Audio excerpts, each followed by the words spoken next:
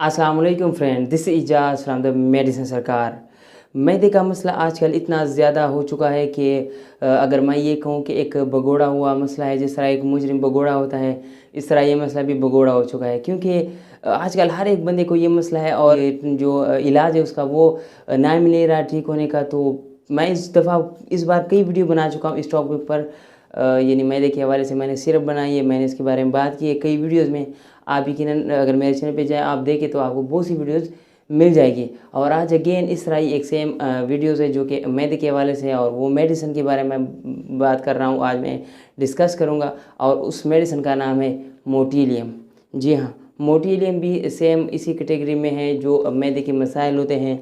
अब आज हम इस मोटिलियम के बारे में बात करेंगे कि मोटिलियम क्या चीज़ है, ये कौन कौन सी बीमारियों के खिलाफ काम करता है, कौन सी बीमारियों के साथ काम करता है, ये ठीक करता है।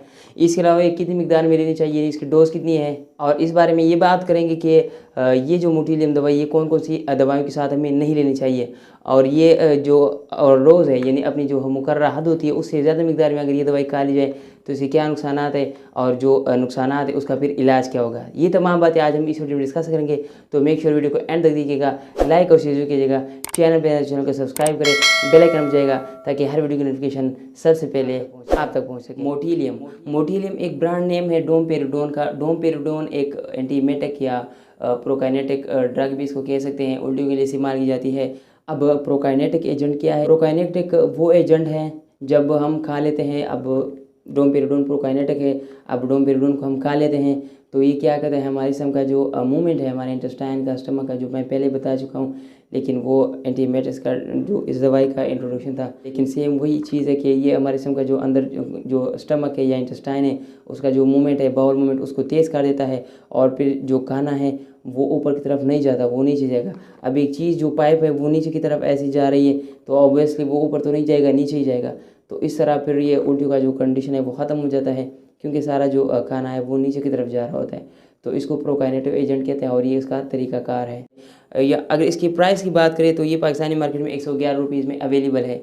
अगर ब्रांड की बात करें तो एस्पन जो ग्रुप है वो बनाती है। यहाँ पर जो लोकेशन है वो कोरंगी इंडस्ट्रियल एरिया कराची में वाक़या है। तो इसके अलावा जॉनसन फार्मास्यूटिकल के साथ भी इसका कुछ कम्बिनेशन है जो कि बेल्जियम में है। तो ओवरऑल अगर ब्रांड की बात की जाए तो ब्रांड नो डाउट एक बेस्ट ब्रांड है, और जो दवाई है वो अपने लिहाज से एक बेहतरीन दवाई है। अब मैं इस मेडिसिन का आपको बताऊंगा कि कौन कौन सी कंडीशन में इस्तेमाल होता है। सबसे पहले जो अभी मैं बता चुका हूँ कि ये उल्टियों में इस्तेमाल होता है। किसी मरीज़ को उल्टियाँ आती है तो वो ये मरीज़ ये दवाई इस्तेमाल कर सकता है और इंशाल्लाह बहुत अच्छा रिजल्ट प्रोवाइड करता है। दूसरे नंबर पर अगर हम इसके इस्तेमाल की बात करें तो ये नाउज़िया में इस्तेमाल होता है। अब नाउज़िया क्या है?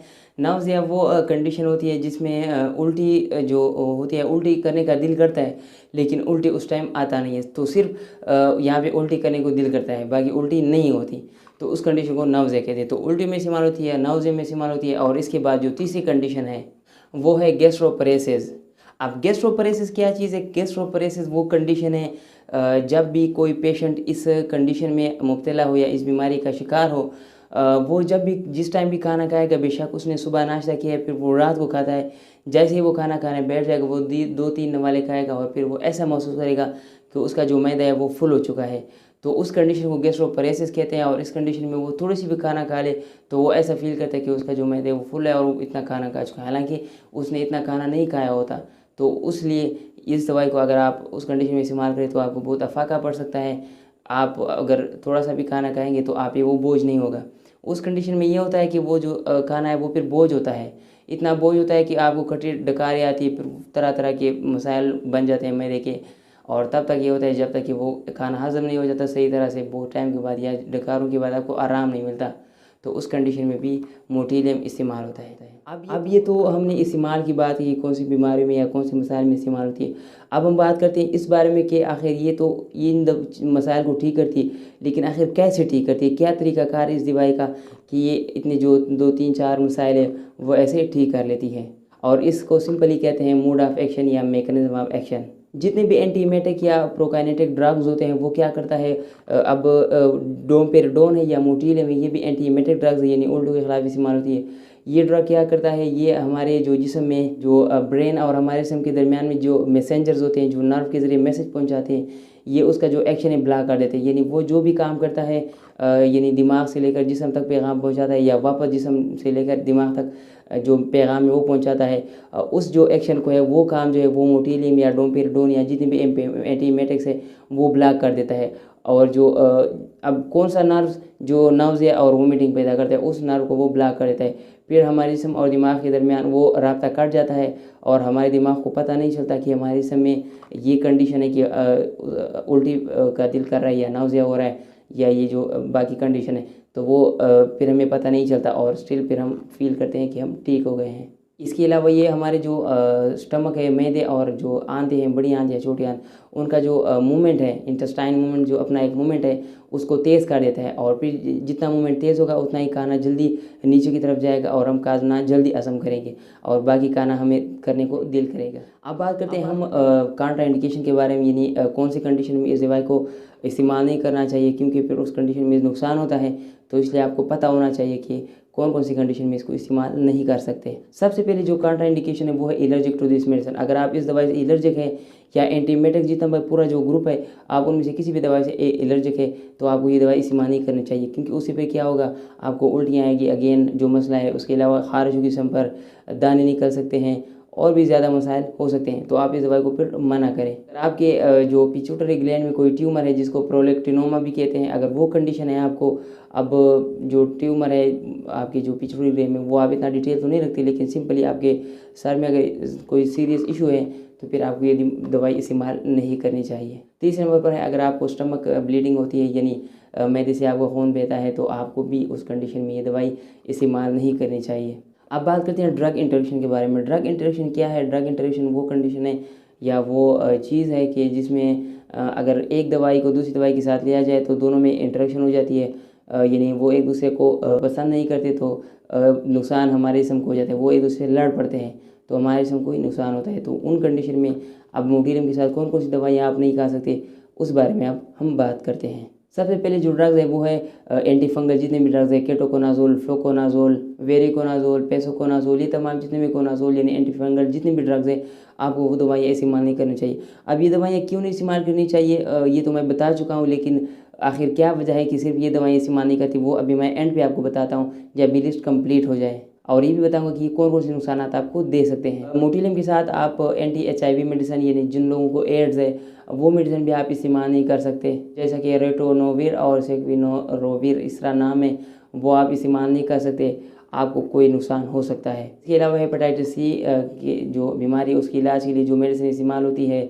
जैसे कि टेलाप्रेविर, ये दवाइयाँ जो है आप मोटिलियम के साथ ना इस्तेमाल करें, इससे शदीद नुकसान हो सकता है। इसके अलावा कुछ एंटीबायोटिक्स भी जैसे कि एरिथ्रोमाइसिन, क्लेरिथ्रोमाइसिन और टेलिथ्रोमाइसिन, ये मेडिसिन भी मोटिलियम के साथ आप इस्तेमाल ना करें। इसके अलावा मोटिलियम को आप बच्चों में इस्तेमाल ना करें, जो बच्चे 2 साल से कम है उन बच्चों में मोटिलियम को इस्तेमाल नहीं करना चाहिए, कोई भी मसला हो सकता है। अब सवाल ये है कि ये मेडिसिन क्यों नहीं इस्तेमाल करनी चाहिए मोटिलियम के साथ, तो इसका जवाब ये है सिंपल कि ये जितने भी मेडिसिन अभी मैंने बताया अगर आप मोटिलियम के साथ इस्तेमाल करें तो ये जो मोटिलियम का जो मेडिसिन का जो मेटाबॉलिज्म है वो स्लो कर देता है। अब मेटाबॉलिज्म जितना स्लो होगा हमारे जिस्म से, क्योंकि दवाई में भी कुछ फाजिल मादे होते हैं वो हमारे जिस्म से निकलने होते हैं, अब वो दवाइयाँ मेटाबॉलिज्म के ज़रिए निकलती है। अब जब मेटाबॉलिज्म स्लो होगा तो दवाई ज़्यादा देर हमारे जिस्म में रहेगी और फिर हमारे जिस्म को नुकसान पहुंचा सकती है, क्योंकि फाजिल मादे है उसने बाहर निकलना होता है। अब जिस तरह छोटा पेशाब या बड़ा है वो फाजिल मादे वो अगर जिस्म के अंदर रहेंगी तो नुकसान देता है। सेम इसी तरह ये जो ड्रग के भी कुछ फाजिल मादे होते हैं वो जिस्म में ज़्यादा टाइम रहे तो नुकसान दे सकता है। इसके अलावा ये मेडिसिन हमारे जिस्म की जो हार्ट रिदम है उसको भी इफेक्ट करता है, यानी दिल की धड़कन तेज़ कर सकता है, कम कर सकता है, बेतरतीब कर सकता है।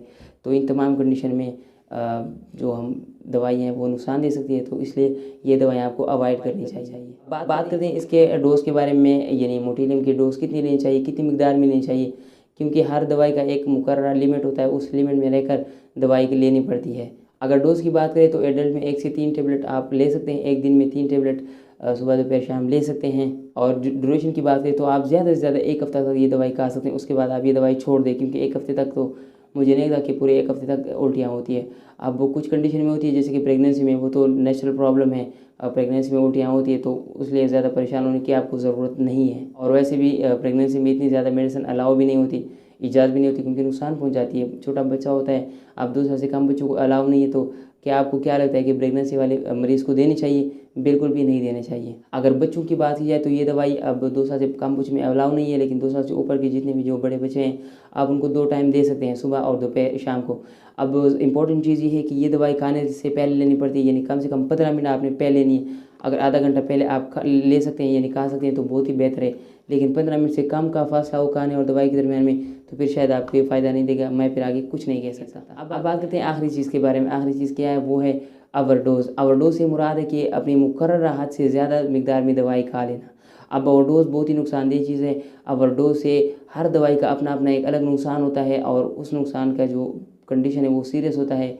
तो अब मैं आपको बताता हूँ कि ओवरडोज़ के बाद क्या होगा, अगर होगा तो फिर इसका इलाज क्या है। ओवरडोज़ मेडिसिन, ये दवाई ज़्यादा मिकदार में खा ली जाए तो इससे क्या होगा, झटके आ सकते हैं, बड़े हो या बेशक या छोटे हो, दोनों को झटके आ सकते हैं। इसके अलावा गनूत भी आ सकती है, यानी वो नींद की तरफ जा सकता है, उसे नींद आएगी, सुस्ती होगी, ऐसा लगेगा कि वो बस सो के उठा हुआ है, तो इसलिए उस तरह के अलामात होंगे। वो कंफ्यूज होगा और अनकंट्रोल मूवमेंट होगा, यानी वो अपने आप को कंट्रोल नहीं कर पाएगा, इस तरह वो हरकतें करता होगा। जैसे कि एबनॉर्मल मूवमेंट ऑफ आइज़, यानी वो जो आंखें उसकी इतनी ऊपर नीचे होगी, हरकत इतना तेज़ कर रहा होगा कि उसे खुद समझ नहीं आ रहा होगा कि क्या हो रहा है। और इसके अलावा उसकी जो पोजीशन है, वो जो उसका जो जिस्म है वो ऐसे टेढ़ा मेढ़ा हो जाएगा कि बंदा क्या कहे कि इसको क्या हो गया, जिन्न आ गया, कुछ आ गया, तो इस तरह की कंडीशन हो सकती है। अब इस तरह कंडीशन आ जाए तो आपने फ़ौरन डॉक्टर के पास जाना है। अगर उसे झटके लग रहे हैं तो आपने कोई नींद वाली कोई बेंजोडाज़ेपाम इंजेक्शन लगाना है। इसके अलावा अगर यहाँ पर आई मूवमेंट्स या बाकी चीज़ें, तो आपको डॉक्टर के पास फ़ौरन जाना है और इमरजेंसी में जाना है। ये कंडीशन थोड़ी सी सीरियस है, तो इसलिए इस कंडीशन का आपने ख्याल रखना है।